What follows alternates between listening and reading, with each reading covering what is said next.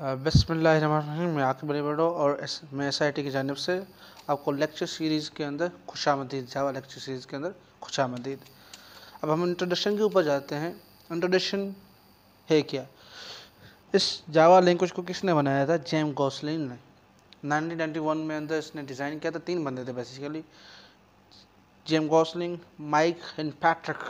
ये तीनों बंदे थे। इन्होंने 1991 के अंदर इन्होंने ये शुरू किया था और 1995 के अंदर इन्होंने ये पूरा डिज़ाइन किया था। उसके बाद ये कुछ साल ऐसे ही इनके पास ये डिज़ाइन रही थी। उसके बाद उन्होंने ये सेल कर दी ओरेकल को। ये ओरेकल कंपनी थी, उन्होंने ये परचेज़ कर ली। तब ये बनी थी इंटरैक्टिव टेलीविज़न के लिए। इंटरैक्टिव टेलीविज़न का मतलब क्या है कि इंटरैक्टिव मतलब आपको मैं समझाऊँ कि यूज़र को फ्रेंडली माहौल देना। पिछले ज़माने की अगर आप टीवी देखोगे ना, उसकी जो लाइनिंग होती हैं, जो क्रोमास होते हैं, जो लाइनिंग अगर आप देखते होंगे, जब टीवी ख़राब होती है तो उसके अंदर एक स्पेक्ट्रम बनता है, ठीक है। उसके लिए ये बनाया था, क्योंकि उसको सही करने के लिए ये लैंग्वेज तैयार की गई थी। पर उस वक्त उस ज़माने की बात, उस ज़माने के लिए ये बहुत एडवांस था। उस केबलिंग, डिजिटल केबलिंग के लिए वो बहुत एडवांस था। इसके लिए इस वजह से उन्होंने ऐसे लैंग्वेज की तरह यूज़ करना बेहतर समझा। आगे चलते हैं। जावा एज अ लैंग्वेज, अगर मैं जैसे मैंने आपको बताया कि एक इसकी हिस्ट्री थी, जब स्पेक्ट्रम बनता था उसके लिए बनी थी। पर उस वक्त के लिए ये लैंग्वेज बहुत स्ट्रॉन्ग थी, एडवांस थी। और डिजिटल केबलिंग तब तक क्या कहते हैं कि बहुत ज़्यादा काम हो गया था उसके ऊपर। फाइबर बन गए थे, फाइबर ऑप्टिक्स बन गए थे, लाइनिंग बन गई थी, केबलिंग बन गई थी, ठीक है। अब जावा के ऊपर बात करते हैं। जावा को आपको पता है एक ऊप लैंग्वेज है, ऑब्जेक्ट ओरिएंटेड प्रोग्रामिंग लैंग्वेज। जो भी चीज़ें हम इसके अंदर आएगी वो सारी की सारी क्या होगी? ऑब्जेक्ट होगी। लैंग्वेज का मतलब क्या होता है आपको पता है? लैंग्वेज जो आम तौर हम देखते हैं, एक सोर्स होता है, मीडियम होता है बिटवीन टू पर्सन्स। अगर मेरी को उर्दू आ रही है, आपको उर्दू आ रही है, हम दोनों आसानी से कन्वर्सेशन कर सकते हैं, कम्युनिकेशन कर सकते हैं। ये हमारे लिए एक इजी मीडियम है टू कम्युनिकेट, ठीक। इस जैसे कि अगर मैं मिसाल दूँ, मुझे अगर कोई आपसे काम कराना है तो शर्त ये है कि मुझे आपकी ज़बान आनी चाहिए। अगर वो ज़बान आएगी तो मैं आपसे काम ले सकूँगा। सीधी बात है, कॉमन सेंस की वाली बात है। हमें कुछ काम कंप्यूटर से कराने हैं, इसलिए हमें कंप्यूटर की ज़बान सीखनी पड़ती है। और ज़बान वो कौन सी है? लॉजिकल और मैथमेटिकल। मीन्स कुछ रूल्स एंड रेगुलेशन वहाँ पर होते हैं। जैसे हर किसी लैंग्वेज में सेमेटिक्स, ग्रामर्स होते हैं, सिंटैक्स होते हैं, सब्जेक्ट प्लस वर्ब ऑब्जेक्ट होते हैं। इसके अंदर भी लॉजिकल और मैथमेटिकल कोऑपरेशन होती है, मैथमेटिकल और लॉजिकल। अगर मिसाल दूँ मैं आपको मैथमेटिक के हिसाब से, x + y = z। अगर कोई दो नंबर है 2 + 2 = 4, अगर मैं ऐसा ना करूँ 1 + 3 = 4 या 1 + 2 = 3 या 3 - 1 = 2, ऐसा आप कर सकते हैं। ये एडिशन है। मतलब लॉजिकल मैथमेटिकल कंपटीशन हम करते हैं, जो हम कराना चाहते हैं कंप्यूटर से। और लॉजिकल सेंटेंस क्या हुआ? सन लुक ब्राइट, ये लॉजिकल है। या सन rises from east and sun fall down in the west, ऐसा ही। दूसरा x = y, एक चीज़ दूसरी चीज़ से बराबर है। ये तीनों एक एग्जाम्पल हो गए एज अ लैंग्वेज के हिसाब से। जावा एज अ लैंग्वेज क्या है? आगे चलते हैं। टेक्स्ट एडिटर के, text editor is a source between machine language and human language. आज अगर समझ में नहीं आ रहा तो कोई मसला नहीं, समझ लेते हैं। टेक्स्ट एडिटर का मतलब क्या होता है? ट्रांसलेटर, अगर आपने ट्रांसलेटर सुना होगा। अगर मैं उर्दू बात कर रहा हूँ या मुझे अंग्रेज़ी में कोई टेक्स्ट के उसे कन्वर्ट करना है उर्दू में, तो क्या करते हैं? हम ट्रांसलेटर यूज़ करते हैं ताकि वो मुझे समझ में आ जाए, ठीक है। इसलिए हम क्या करते हैं? हम एडिटर इसलिए यूज़ करते हैं कि अपनी बात जो हम लिख रहे हैं वो कंप्यूटर को समझा सके।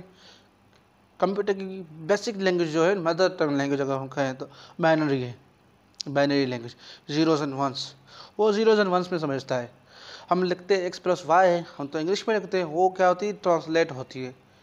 क्या होती है? ट्रांसलेट होती है कंपाइल होती है, कंपाइल होने के बाद प्रोसेस होती है, प्रोसेस होने के बाद वो रिज़ल्ट हमारे जहन के अंदर क्या होती है, स्टोर होती है, और बाद में हमें रिज़ल्ट आ जाती है।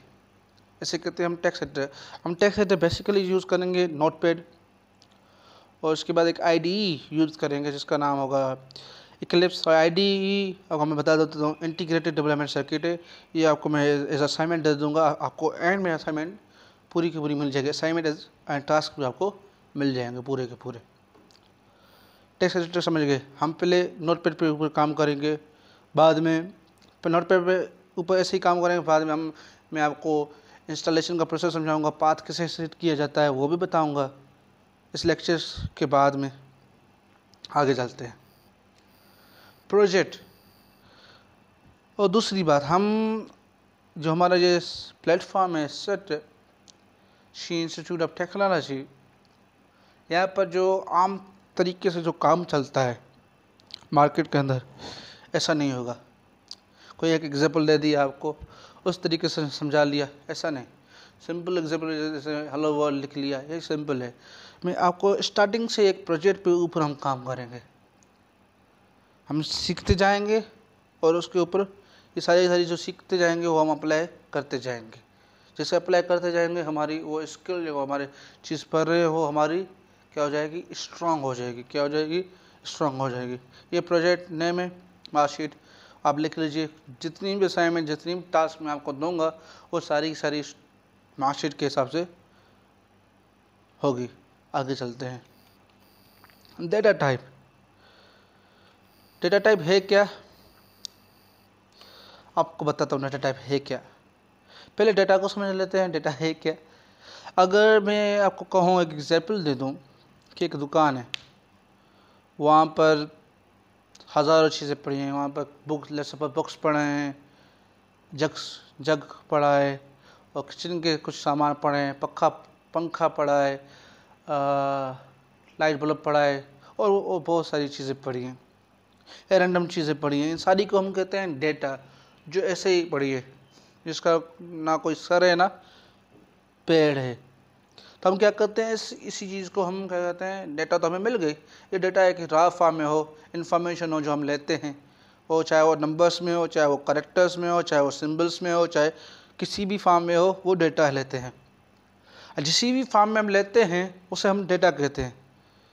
अगर मैं आपको मिसाल दूँ, कहूँ कि मुझे 3 बकेट चाहिए, किसके, पेंसिल के चाहिए, आप तीनों बकेट मुझे पेंसिल के दोगे।